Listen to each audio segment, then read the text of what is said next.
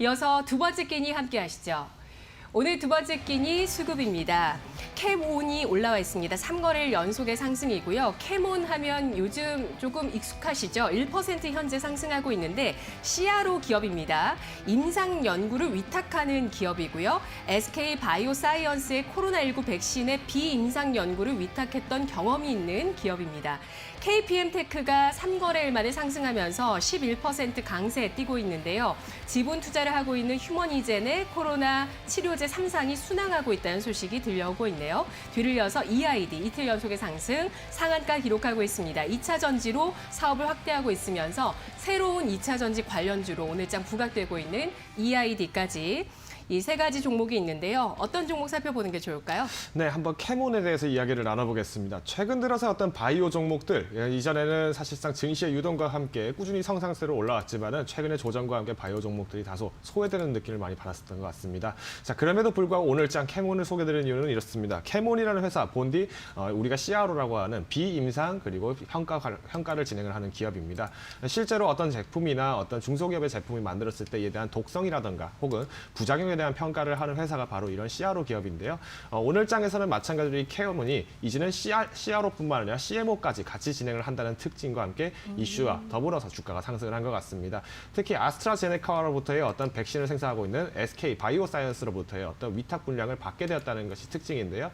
기존의 아스트라제네카 같은 경우에는 사망자 논란을 휩쓸었지만 사실은 백신과는 무관했다는 결론과 더불어서 또 한 번 바이오 관련주 그리고 CMO주들이 주가 랠리를 보여주고 있습니다.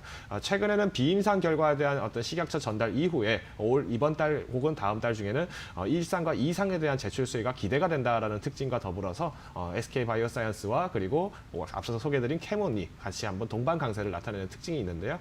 이제 앞으로 조금 더 기대를 해보셔야 될 부분들, 최근 들어서 CRO, 즉 CMO는 이미 끝났다. 이제는 어떤 제약 평가에 대해서 CRO가 먼저 핵심이다라고 하는 부분들이 많아지는 만큼 오히려 캐몬의 경우에는 CRO와 CMO 이 두 가지를 모두 가져가는 일거양득의 효과가 있기 때문에 앞으로의 주가 랠리를 조금 더 살펴볼 필요가 있지 않을까라는 느낌이 듭니다.